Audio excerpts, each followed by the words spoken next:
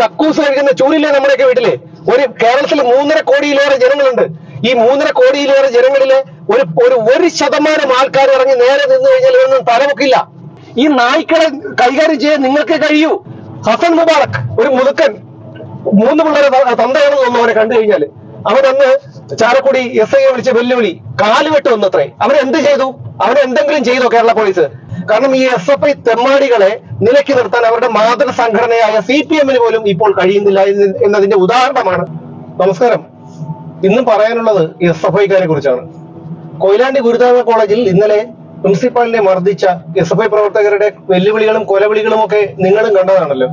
കാരണം പോലീസുകാരെ പോലും മുന്നിൽ നിർത്തിയിട്ടാണ് ഒരു SFI തെമ്മാടി, ഒരു SFI ക്രിമിനൽ പറയുന്നത് അധ്യാപകരുടെ കാലും കൈയും വെട്ടും, പറയുന്നത് ഏത് പ്രസ്ഥാനമാണെന്ന്. ആ പറയുന്ന ആ തെമ്മാടിക്ക് ഒരു 20 അല്ലെങ്കിൽ അതിനപ്പുറം പോയാൽ 22 വയസ്സിനകത്ത് പ്രായമുള്ളവരാണ് പറയുന്നത്.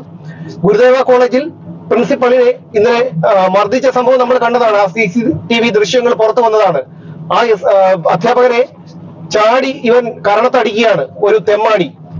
അവനടിക്കുന്നു, ഉടനെ അധ്യാപകൻ ഇവനെ അടിക്കുന്നു. കാരണം അടി കൊണ്ടുകൊണ്ട് നിൽക്കേണ്ട കാര്യമില്ലല്ലോ, ഇവന്റെ ഒന്നും കീഴ വീട്ടിലല്ല ആരും കഴിയുന്നത്. അപ്പോ ഈ SFIകള് ഈ തെരുവ് പട്ടികൾ വളഞ്ഞിട്ട് ആക്രമിക്കുന്നത് പോലെ SFIയിലെ തെമ്മാടികളെല്ലാം വന്ന് ഇദ്ദേഹത്തെ ക്രൂരമായി മർദ്ദിക്കുകയാണ്. സിദ്ധാർത്ഥന്റെ സംഭവം കഴിഞ്ഞിട്ട് 6-7 മാസങ്ങളെ ആയിട്ടുള്ളൂ. അന്ന് കേരളത്തിൽ അതിരൂക്ഷമായ രീതിയിൽ ജനങ്ങള് പ്രതിരോധിച്ചിരുന്നു, പ്രതിഷേധിച്ചിരുന്നു, എന്തെല്ലാം പറഞ്ഞിരുന്നു. എന്തെങ്കിലും നടന്നിട്ടുണ്ടോ? ഇത് ആദ്യത്തെ സംഭവമല്ല. ഇന്നലെ കാര്യവട്ടം ക്യാമ്പസിൽ പോലും ഈ SFIക്കാര് ഇതുപോലെ KSU പ്രവർത്തകരെ പൂട്ടിയിട്ട് മർദ്ദിച്ച സംഭവം ഉണ്ടായി. അപ്പൊ നമുക്ക് പറയാനുള്ളത് ഇതാണ്. കാരണം ഇത്രയും ഒക്കെ ആയിട്ടും കേരളത്തിലെ ജനങ്ങളും പഠിക്കുന്നില്ല, ഈ SFI തെമ്മാടികളും പഠിക്കുന്നില്ല. കാരണം ഈ SFI തെമ്മാടികളെ നിലയ്ക്ക് നിർത്താൻ അവരുടെ മാതൃ സംഘടനയായ CPM പോലും ഇപ്പോൾ കഴിയുന്നില്ല എന്നതിന്റെ ഉദാഹരണമാണ് ഇപ്പോ വിദ്യാഭ്യാസ മന്ത്രി ശിവൻകുട്ടിയെ പോലും യുവമാര് എന്താണ് പറയുന്നത്, തെറി വിളിക്കുന്നതും അസഭ്യം പറയുന്നതും ഒക്കെ. അതായത് നിയന്ത്രിക്കാൻ കഴിയുന്നില്ല. ഇതിനെയൊക്കെ വളർത്തി വിട്ടത് ഈ CPM എന്ന ക്രിമിനൽ സംഘടനയാണ്. പക്ഷെ അവരെക്കാളും ഈ CPM-നേക്കാളും അപകടകരമായ രീതിയിലാണ് ഈ SFIക്കാര് ഈ വളർന്നു വരുന്നത്. ഒരു അധ്യാപകരെയൊക്കെ മർദ്ദിക്കുക, ഇവന്റെയൊക്കെ അച്ഛൻ വീട്ടിലാണോ അല്ലെങ്കിൽ ഇവന്റെയൊക്കെ കുടുംബ വീട്ടിലാണോ ഇവിടെ ഈ പറയുന്ന അധ്യാപകരും അല്ലെങ്കിൽ ഈ അധ്യാപകരും ഒക്കെ ചെന്ന് ഇരിക്കുന്നത്, അല്ലെങ്കിൽ മറ്റു വിദ്യാർത്ഥികളും മറ്റു സംഘടനയിലുള്ള വിദ്യാർത്ഥികളും ഒക്കെ ചെല്ലുന്നത്? ഈ പറഞ്ഞു വരുമ്പോ ഭാഷ മാറിപ്പോവും. അപ്പൊ അതുകൊണ്ടാണ് ഈ ഒരു ഈ രീതിയിൽ എനിക്ക് പ്രതികരിക്കേണ്ടി വരുന്നത്.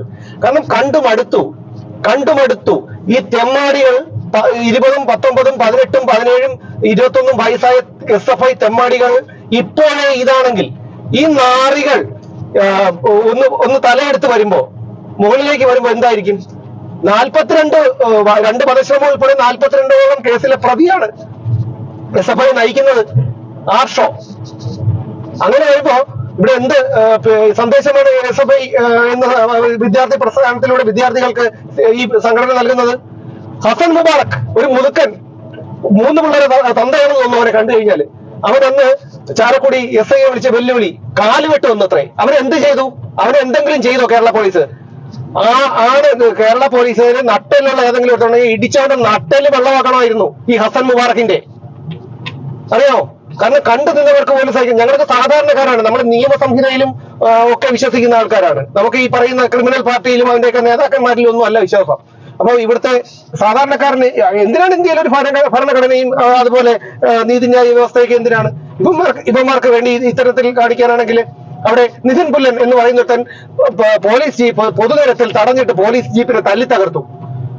അവനെ രക്ഷപ്പെടുത്തിയതോ CPM സഖാക്കള് വന്നിട്ട് അവനെ രക്ഷപ്പെടുത്തി. ഒടുവിൽ ആർജവമുള്ള ഒരു DCP അവിടെ ഇരുന്നത് കൊണ്ട്, അജിത ബീഗം അതിരുന്നത് കൊണ്ട് ഇവനെ നാട് കടത്തിയിട്ട് അവൻ എന്താ ചെയ്യുന്നത്?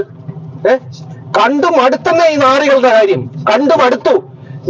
ഈ സിദ്ധാർത്ഥിന്റെ അമ്മ കഴിഞ്ഞ ആഴ്ച ഞങ്ങൾ സിദ്ധാർത്ഥിന്റെ വീട്ടിൽ പോയപ്പോഴും സിദ്ധാർത്ഥിന്റെ അമ്മ പറഞ്ഞതാണ്, ഈ മക്കളെ കോളേജിലും സ്കൂളിലും വിടുമ്പോ ഈ നശിച്ച വിദ്യാർത്ഥി പ്രസ്ഥാനത്തിൽ ചേർന്നാലുള്ള ഭവിഷ്യത്തൊന്ന് പറഞ്ഞു മനസ്സിലാക്കി കൊടുക്കാൻ.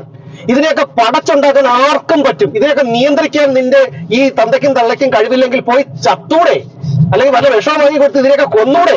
എന്തിനാണ് സമൂഹത്തിന് ശാപമായി, സമൂഹത്തിന് ദോഷമായി ഇതിനെയൊക്കെ പടച്ച് രാവിലെ ആഹാരം വെച്ച് കെട്ടിക്കൊടുത്ത് ഇവരെയൊക്കെ എന്തിനാ കോളേജിൽ പറഞ്ഞു വിടുന്നത്?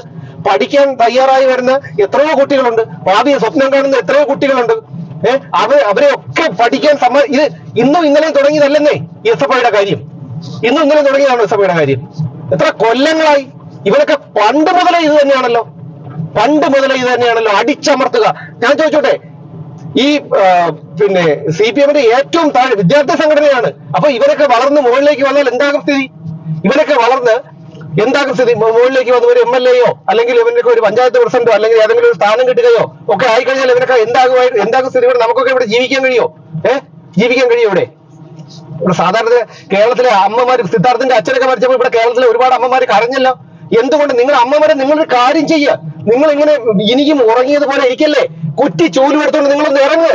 ഈ കുറ്റി ചൂലും കക്കൂസ് കഴിക്കുന്ന ചൂലില്ലേ നമ്മുടെയൊക്കെ വീട്ടില്? കേരളത്തിൽ 3.5 കോടിയിലേറെ ജനങ്ങളുണ്ട്. ഈ 3.5 കോടിയിലേറെ ജനങ്ങളിലെ ഒരു 1% ആൾക്കാർ ഇറങ്ങി നേരെ നിന്ന് കഴിഞ്ഞാൽ ഇവനൊന്നും തലപൊക്കില്ല. അറിയോ? ഇവനൊന്നും തലപൊക്കില്ല. നമ്മൾ 1% അമ്മമാരിറങ്ങ്. നിങ്ങളുടെ മക്കൾക്ക് ജീവിക്കണ്ടേ? നിങ്ങളുടെ മക്കൾക്ക് പഠിക്കണ്ടേ? എല്ലാവർക്കും വിദേശത്ത് പോകാൻ പറ്റുമോ? ഇനി കുറെ നാൾ കഴിയുമ്പോൾ ഇവിടെ ഇതേപോലെ കുറെ ക്രിമിനലുകളും ഞങ്ങളെ പോലുള്ള ഈ എന്തും ചെയ്യപ്പെടുന്നത് ഇത്രയും പ്രായമായി ഇനി കുറച്ച് വയസ്സായ ആൾക്കാരും ഒക്കെ കാണും. ബാക്കിയുള്ള എല്ലാ കുട്ടികളും ഭാവി ശോഭനമാക്കണം അല്ലെങ്കിൽ സമാധാനമായി ജീവിക്കണം എന്ന് ആഗ്രഹിക്കുന്ന കുട്ടികളൊക്കെ ഇവിടെ വിട്ട് കാനഡയിലും ഓസ്ട്രേലിയയിലും US-ലും UK-ലും ഒക്കെ പോകും. ഇവിടെ ഇതുപോലുള്ള കുറെ ക്രിമിനലുകളുടെ ഇടയിൽ നമ്മൾ ജീവിക്കേണ്ടി വരും. നിങ്ങൾക്കറിയാമോ? നിങ്ങളൊന്ന് പശ്ചിമ ബംഗാളിന്റെ ചരിത്രം ഒന്നെടുത്തൊന്ന് പഠിച്ചു നോക്ക്. ഈ നായ്ക്കൾ എന്തൊക്കെയാണ് അവിടെ 33 കൊല്ലം കാട്ടിക്കൂട്ടിയത് നിങ്ങളൊന്ന് പഠിച്ചു നോക്ക്. ഇവിടെ ഒരു മുഖ്യമന്ത്രി ഉണ്ട്, അയാളെ കൊണ്ടുപോയി ഇവിടെ നിവൃത്തിയില്ല, ഇവിടെ ജീവിക്കാൻ നിവൃത്തിയില്ല. അപ്പോഴാണ് ഇവിടെ നിങ്ങളൊന്ന് ആലോചിച്ച് നോക്കൂ, ഈ രാജ്യത്ത് ഇത്രയധികം സംസ്ഥാനങ്ങളും കേന്ദ്രഭരണ പ്രദേശങ്ങളും ഉണ്ട്. ഇവിടെ ഏതെങ്കിലും ഒരു രാജ്യത്ത്, ഏതെങ്കിലും ഒരു സംസ്ഥാനത്ത് ഇതുപോലെ ഇത്രയും ജനജീവിതം ദുസ്സഹമായിട്ടുണ്ടോ? നിങ്ങളൊന്ന് ആലോചിച്ച് നോക്ക്. രാഷ്ട്രീയം മാറ്റിവെക്കുന്നേ, ജാതിയും മതമൊക്കെ മാറ്റിവെക്കുന്നേ. നിങ്ങൾ ഇതിനെ കുറിച്ച് ചിന്തിക്കുക. ഒരു പരട്ട പയല്, ഒരു പരട്ട ചെക്കൻ വന്നിട്ട് ആ പ്രിൻസിപ്പളിനാണ് പഠിച്ച് ജോലി വാങ്ങി ജോലി ചെയ്യുന്ന ഒരാളാണ്. ഇവനെ ഉണ്ടാക്കാനുള്ള പ്രായം ഉണ്ടായക്ക് അയാളുടെ കരണത്തടിക്കുകയാണ്. ഇവനൊക്കെ എന്നിട്ട് അവന്റെ കർണപടം പൊട്ടിയത്, അവന്റെ കർണപടം നട്ടല് പൊട്ടണം, കർണപടമല്ല അവന്റെ പൊട്ടാനുള്ളത്, അവന്റെ കർണപടമല്ല അവന്റെ പൊട്ടിയത്. പറയാൻ വയ്യാത്ത ഇതായിരിക്കും പൊട്ടിയത്. ഇവരൊക്കെ ആരാ ഇവിടുത്തെ പിന്നെ വിദ്യാഭ്യാസ സമ്പ്രദായത്തെയും അല്ലെങ്കിൽ ഇവിടുത്തെ വിദ്യാർത്ഥികളെയൊക്കെ സംരക്ഷിക്കാനുള്ള അവകാശം ഈ തെമ്മാടികളെ ഏൽപ്പിച്ചത് ആരാണ്? ഈ തെമ്മാടികളെ എന്തിനാ പേടിക്കുന്നത്? ഇവിടെ ABVP-യും MSF-ഉം അതുപോലെ KSU ഒക്കെ ഉണ്ടല്ലോ. എല്ലാവരും കൂടെ ഒത്തുനിന്ന് ഈ തെമ്മാടികളെ തല്ലിച്ചതച്ചൂടെ? ഇവരൊക്കെ എന്ത് സന്ദേശമാണ് കൊടുക്കുക? സിദ്ധാർത്ഥന്റെ മരണത്തോടു കൂടി ഈ നായ്ക്കൾ ഒതുങ്ങിയെന്ന് വിചാരിച്ചതാണ്. ഇവിടെ ഒതുങ്ങാനായിട്ട് ആ ഒരു ചെറുക്കനെ കൊണ്ട് വന്നിട്ട് 3 ദിവസം അവന്റെ അച്ഛനെയും അമ്മയും പലതവണ കണ്ട് കരഞ്ഞതാണ് ഞങ്ങളൊക്കെ. അറിയാമോ? 3 ദിവസം ഇട്ട് പട്ടിണിയിട്ട് അവനെ ഒരു മൃഗങ്ങൾ പോലും ചെയ്യാത്ത രീതിയിൽ നമ്മൾ ഈ സിനിമയിലൊക്കെ കൊടും വില്ലന്മാർ കാണിക്കുമല്ലോ, അവര് പോലും കാണിക്കാത്ത തരത്തിലാണ് ഈ തെമ്മാടികൾ കാണിച്ചുകൂടി. ആ നായ്ക്കൂട്ടത്തിന് പുറത്ത് ജാമ്യം കിട്ടി.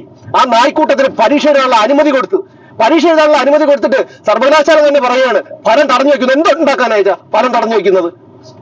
ആരോ വിട്ടികളാക്കാനോ?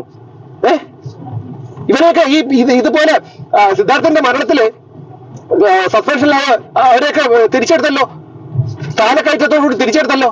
കുറ്റിച്ചൂലെടുത്തോണ്ട് ഇറങ്ങണ്ടേ? കേരളത്തിലെ അമ്മമാരെ നിങ്ങളൊന്ന് ചിന്തിക്കുക. നിങ്ങളുടെ മക്കൾക്ക് ജീവിക്കണ്ടേ? നിങ്ങളുടെ ചെറുമക്കൾക്ക് ജീവിക്കണ്ടേ? ഈ നായ്ക്കളെ കൈകാര്യം ചെയ്യാൻ നിങ്ങൾക്ക് കഴിയൂ. അറിയാമോ? ഞങ്ങളെ പോലുള്ളവരൊന്നും ചോദ്യം ചെയ്ത് കഴിഞ്ഞാൽ കള്ളക്കേസുകൾ ഉണ്ടാവും, ജയിലിൽ പോയി കിടക്കേണ്ടി വരും. കിടക്കാനൊന്നും ഒരു പ്രശ്നമൊന്നുമില്ല. പക്ഷെ നമ്മൾ ആവശ്യമുള്ള കാര്യത്തിന് പോയാൽ പോരെ? നിങ്ങൾ ഈ കേരളത്തിലെ ഒരു അമ്മമാര് ഒരു ശതമാനം 3.5 കോടി ജനങ്ങളിൽ 1% അമ്മമാര് ചിന്തിക്കുക. നിങ്ങൾ വീട്ടിൽ കക്കൂസിനുള്ള ചൂടില്ലേ, അതും എടുത്തോണ്ട് ഇറങ്ങും നിങ്ങള് ഈ തെമ്മാടികളെ കൈകാര്യം ചെയ്യാൻ. എങ്ങനെ നിങ്ങളൊന്ന് ആലോചിച്ച് നോക്കുന്നേ, എങ്ങനെ ജീവിക്കും നമ്മൾ ഈ നാട്ടില്? സകല സാധനത്തിനും വില കൂടി, പച്ചക്കറിക്ക് വില കൂടി, പാല്, ഇറച്ചി, മീന്, വൈദ്യുതി ചാർജ്, ഭൂനികുതി, പിന്നെ ഭൂമി രജിസ്ട്രേഷൻ ചെയ്യുന്നതിന്, പിന്നെ സകലമായ സാധനത്തിനും വില കൂടി.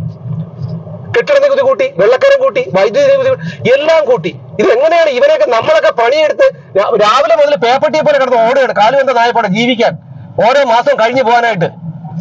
ഞങ്ങളെ പോലുള്ളവർ കിടന്ന് ഓടുകയാണ്. കാരണം ഞാൻ മാത്രമല്ല, ഇവിടെ എത്രയോ ഇങ്ങനെ ജീവിക്കുന്ന ആൾക്കാരുണ്ട്, കൂലിപ്പണി എടുത്ത് ജീവിക്കുന്ന ആൾക്കാരുണ്ട്. ഇത് ജീവിക്കുന്നതെന്ന് പറഞ്ഞു കഴിഞ്ഞാൽ രാവിലെ മുതൽ ഇങ്ങനെ ഓടിയാൽ എന്തെങ്കിലും ഒരു മാസം ആകുമ്പോൾ 2 അറ്റം വീട്ടുവാടകയും ചെലവും ആശുപത്രി ചെലവും ഇതെല്ലാം കൂടെ കൂട്ടിമുട്ടിക്കാൻ പറ്റുന്നില്ല. ഈ തെമ്മാടി അതിൽ നിന്നാണ് ഈ തെമ്മാടികൾ ഈ വണ്ടി എടുത്തുകൊണ്ട് ഒന്ന് എറണാകുളത്ത് വന്നിട്ട് എന്തെങ്കിലും ഒരു ആവശ്യത്തിന് ജോലി സംബന്ധമായ ആവശ്യത്തിനായിരുന്നാലും വന്നിട്ട് പോകുമ്പോൾ 1500 രൂപ അവന്റെ ഹത്തമാകാൻ വേണ്ടിയിട്ട് കൊടുക്കേണ്ടി വരും പെറ്റി പല രീതിയിൽ. അറിയാമോ? ഏറ്റവും കൂടുതൽ റോഡ് ടാക്സ് വാങ്ങിക്കുന്ന സംസ്ഥാനമാണ് കേരളം. എന്നിട്ടാണ് നമ്മൾ വെളിയിലിറങ്ങി പാർക്ക് ചെയ്യുന്നതിന് പൈസ, സ്പീഡ് അല്പം കൂടിപ്പോയ പൈസ, ഈ കഷ്ടപ്പെട്ട് ഇവിടുത്തെ പാവപ്പെട്ടവർ ലോട്ടറി വിറ്റും പിച്ചയെടുത്തും ടാപ്പിംഗ് നടത്തിയും ഓട്ടോറിക്ഷ ഓടിച്ചും കൂലിപ്പണിയെടുത്തും തൂമ്പാപ്പണിയെടുത്തും പാത്രം കഴിയും എച്ചിൽ പാത്രം കഴിയൊക്കെ ജീവിക്കുന്ന സാധാരണക്കാരന്റെ കയ്യിൽ നിന്ന് നികുതികളായും പിഴകളായും പിടിച്ചു പറിക്കുന്ന പൈസ കൊണ്ടാണ് ഈ നാറികൾ വിദേശത്ത് ചികിത്സിക്കാൻ പോകുന്നത്. പെണ്ണും പിള്ളയ്ക്കും കെട്ടിയാനും ഒക്കെ ലക്ഷങ്ങൾ എഴുതിയെടുക്കുന്നത് ചികിത്സ എന്ന് പറഞ്ഞിട്ട്. നാണമുണ്ടോ? സഹിക്കാൻ വയ്യ. പറഞ്ഞു തുടങ്ങിയത് SFI തെമ്മടികളുടെ കാര്യമാണ്. കാരണം ഇനി പറയാൻ വയ്യെന്നേ, മടുത്തന്നേ. എങ്ങനെ ജീവിക്കും ഇനി ഒരു തലമുറ കൂടി ഇവിടെ എങ്ങനെ ജീവിക്കുമെന്നുകൂടി നിങ്ങളൊന്ന് പറ. ഞാൻ ഈ കേരളത്തിലെ അമ്മമാരോട്, സാധാരണ അമ്മമാരോട് ഞാൻ പറയുന്നത്, നിങ്ങളൊന്ന് കുറ്റിച്ചൂലെടുക്ക്, ഒരു കുറ്റിച്ചൂലെടുത്ത് നിങ്ങൾ പുറത്തിറങ്ങ്, ഈ തെമ്മാടികളെ അടിച്ചൊതുക്ക്. ഈ കേരളത്തിൽ ഇത്രയും അമ്മമാരില്ലേ, അടിച്ചൊതുക്ക്. നിങ്ങൾ വിചാരിച്ചു കഴിഞ്ഞാൽ ഈ തെമ്മാടികളെ നിങ്ങൾക്ക് ഒരു തടയിടാൻ കഴിയൂ. ഇത് എന്റെ വാക്കുകൾ രൂക്ഷമായി പോയ, പക്ഷെ ഇതുകൊണ്ടാണ് ഇത്തരം വിഷയങ്ങളിൽ ഞാൻ പ്രതികരിക്കാത്തത്. പ്രതികരിച്ചു കഴിഞ്ഞാൽ ഒരു സാധാരണ പ്രതികരിക്കാൻ ഞാൻ ആരുമല്ല, പക്ഷെ ഇവിടെ ജീവിക്കുന്ന ഒരു സാധാരണ പൗരൻ എന്നുള്ള നിലയിൽ ഞാൻ എനിക്ക് പ്രതികരിച്ചു കഴിഞ്ഞാൽ എന്റെ ഭാഷ മാറിപ്പോവും. മനസ്സിലായോ? അതുകൊണ്ട് മാത്രമാണ് ഞാൻ നിങ്ങളോട് എനിക്ക് കൈകൊപ്പി പറയാൻ ഒറ്റ കാര്യം മാത്രമേ ഉള്ളൂ. നിങ്ങളൊന്ന് തെരുവിലിറങ്ങ്. ഈ കുറ്റിച്ചൂലെടുത്ത് നിങ്ങൾ തെരുവിലിറങ്ങി തെമ്മാടികളെ ഒന്ന് നേരിട്ട് ഇവിടുത്തെ സാധാരണക്കാരൻ, ഈ സമൂഹത്തെയും ഈ പഠിക്കാൻ പോകുന്ന കുട്ടികളെയും ഒന്ന് രക്ഷിക്കുക. ഇത് മാത്രമേ പറയാനുള്ളൂ.